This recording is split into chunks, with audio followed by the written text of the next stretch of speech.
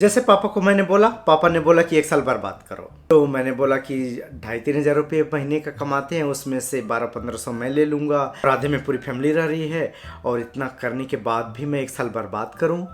तो बोले हाँ करो, तुम बर्बाद करो, पैसा मेरा जा रहा है, रिस्क मैं ले रहा हूँ, तुमको क्या है, मैं तुम्हें नहीं बोलूँगा, समझूंगा कि मेरा बर्बाद गया 1 साल। तो मुझे लगा यार पापा जब इतना बड़ा रिस्क ले रहे हैं और ऐसी बात मोटिवेटिंग बोल रहे हैं तो लेट्स ट्राई इट। और उसके बाद जो 1 साल वो मोमेंट रहा, that was one of the most productive रहा। And this is my real story. और कैसे ये पापा की वर्डिंग मेरे लाइफ में कितना चेंज लाई, मैंने क्या अचीव किया और किया इस इनकरेजमेंट की वजह से। Let's talk about that.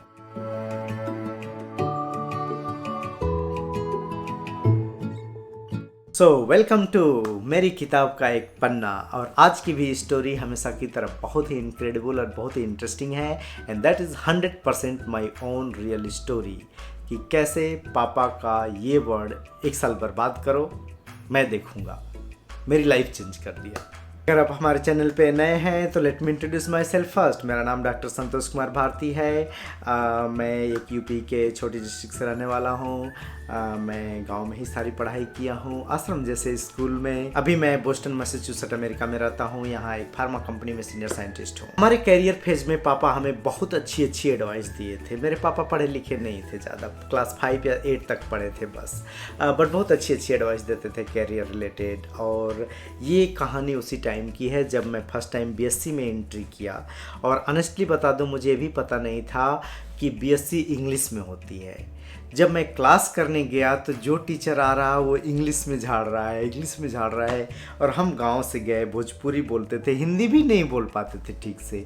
फिर लगा हम इंग्लिश में कैसे करेंगे, तो इतनी हालत ख़राब हो गई। और टीचर वहाँ पे क्लियरली बोल दिए कि जिस लड़के को लगता है कि बीएससी नहीं कर पाएगा वो 1 मंथ के अंदर अंदर बीएससी से अपना ट्रांसफ़र आर्ट के किसी सब्जेक्ट में कर ले, उसका पैसा भी नहीं बर्बाद होगा और टाइम भी बर्बाद नहीं होगा। हमारी बुरी हालत थी। अब मैं क्या करूँ? 1 महीने स्ट्रगल के बाद मैंने डिसाइड किया कि मैं बीएससी नहीं करूँगा, और पापा को आके बोल दिया कि मुझसे बीएससी नहीं हो पाएगा, मैं फेल हो जाऊँगा। तो पापा ने बोला कि 1 साल बर्बाद करो, तुम फुल मेहनत करो, और फेल भी हो जाओगे तो कोई बात नहीं। मैंने बोला कि 1 साल बर्बाद करूँगा बट पैसा बहुत ज़्यादा लगेगा। आप 2,500-3,000 रुपये महीने का कमाते हो, उसमें से 1200-1300 या 1500 मैं लेके चला जाऊँगा, आधे पैसे में पूरी फैमिली रहेगी, तो ये मुझे अच्छा नहीं लगेगा कि इतना पैसा भी लगाऊँ, साल भर बर्बाद भी करूँ और एंड में रिजल्ट 0 हो।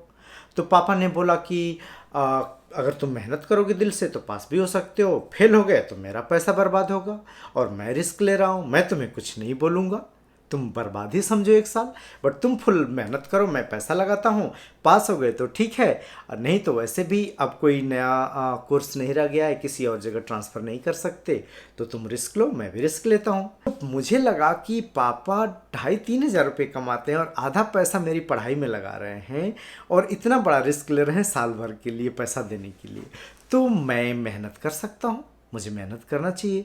तो ये मेरे लिए बहुत बड़ा इनकरेजमेंट हो गया, बहुत बड़ा इनकरेजमेंट हो गया।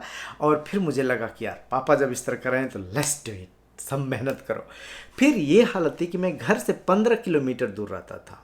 फेस्टिवल पे आना छोड़ दिया। मैं क्रिकेट बहुत खेलता था, मैं क्रिकेट का ओपनर अपने गांव की टीम का ओपनर बल्लेबाज था। क्रिकेट छोड़ दिया, मैं लड़कियों के पीछे भी बहुत भागता था, मेरी स्टोरी ऐसी थी।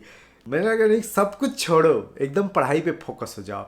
और फिर मैं यहाँ रूम लेके रहना शुरू किया, और ये समझिए कि 1.5 महीने 2 महीने पे मैं घर आता था। 15-17 किलोमीटर दूर रहता था मैं, तो भी फेस्टिवल के दिन उस दिन आता था। मुझे ख्याल है कि बीएससी में जब होली थी तो हमारे गांव में होली 15-20 दिन पहले से मनाई जाती थी, गाना बजाना और इन्जॉयमेंट करना, होलिका दहन से लेके होली तक।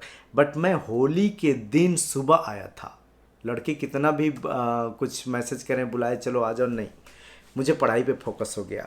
फिर ट्यूशन करना, मेहनत करना, मैं बहुत ज़्यादा मेहनत में लग गया। डिफ़िकल्ट टाइम में पापा मुझे बहुत अच्छा इंकरेजमेंट देते थे, और उसी बीएससी के टाइम पे किसी ने मेरा 500 रुपीज़ चुरा लिया था, और या खो गया था, आई डोंट नो। तो इतना सैड हो गया मेरे लिए उस टाइम पे। 5,000 रुपये अभी का मेरा मतलब 50 लाख खो जाने के बराबर है। अभी मेरा 50 लाख भी चुरा लिया कोई ना तो भी उतना सैड नहीं होऊंगा जितना उस टाइम पे 500 रुपये चुराने से मैं सैड हो गया था। मैं सैड हो गया, घर पे आया, मैं पापा को कैसे जवाब दूं कि मेरा 500 रुपये मेरे पॉकेट से चला गया। अब क्या मैं बोलूं उनको, इतना मेहनत से वो पैसा लाते हैं। घर में चुपचाप जाके बैठ गया। मेरा छोटा सा कजिन था, वो जाके बता दिया पापा को कि भैया आए हुए हैं। वो कैसे आ गया, उसका तो एग्ज़ाम चल रहा है। मम्मी ने बताया कि डांटना मत, उसका पैसा चोरी हो गया है। तो बोले कि उसको बुलाओ। मैं डर के गया तो बोले पैसा चोरी हो गया तो तुम सैड क्यों हो रहे हो, तुम एग्ज़ाम आया है, तुम एग्ज़ाम पे फोकस करो। हम बोले तुम क्यों सैड हो रहे हो, एग्ज़ाम आ गया, एग्ज़ाम पे फोकस करो, तुम चिंता करोगे तो तुम्हारा साल भर का बर्बाद हो जाएगा। यहाँ पे 500 रुपये गया मुझसे, मेरे से पैसा ले लो, बट अभी उस 500 के लिए तुम साल भर की मेहनत बर्बाद करोगे। तुम जाओ, पैसा लो और इमीडिएटली घर से निकलो और जाके तुम पढ़ाई लिखाई पे फोकस करो। उन्होंने तुरंत पैसा हमें दिया। इमीडिएटली मैं उसी दिन वापस चला गया और बड़े मोटिवेशन के साथ गया कि मैं सैड मोमेंट में था, इसमें था कि पापा को मैं क्या जवाब दूंगा, पापा कितना डांटेंगे मुझे। और पापा ने उल्टा बोला पैसा लो और पढ़ाई पे फोकस करो, तुम इसकी चिंता मत करो। तो पापा को भी बुरा लगा था कि 500 रुपये गया है, बहुत मेहनत से आया है। 500 रुपये कमाने के लिए पापा को 5-6 दिन लेबर का काम करना पड़ता था उस टाइम पे, तब आता था। तो इस तरह करके इनकरेजमेंट दिया। रिजल्ट आया तो रियली मेरा जो टॉप 15-20 लड़के फर्स्ट डिवीज़न आए थे उसमें से मैं एक लड़का था। अच्छा नॉलेज भी गेन किया and like everything was like so changed. अगर पापा राइट टाइम पे मुझे इनकरेजमेंट नहीं देते या चाहे वहाँ पे वो रिस्क नहीं लेते तो फिर बोलते कि साल भर बर्बाद करोगे, मैं तो पैसा नहीं दूंगा भाई बर्बाद करने के लिए, पास होने की गारंटी दो तो मैं पैसा दूंगा, नहीं तो नहीं दूंगा। तो फिर वहाँ पे मैं रिस्क नहीं लेता क्योंकि मुझे भी श्योर नहीं था कि मैं पास हो पाऊँगा, और छोड़ के मैं घर बैठता और फिर मैं सब कुछ चेंज हो जाता।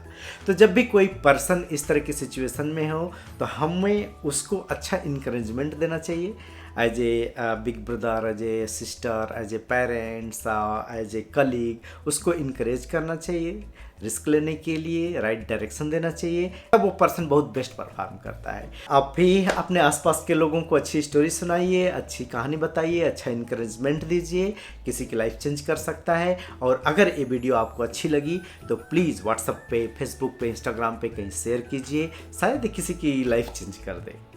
एंड यहाँ तक देख चुके हैं और सब्सक्राइब नहीं किए तो please subscribe to my channel. Thank you very much for watching and see you in the next video.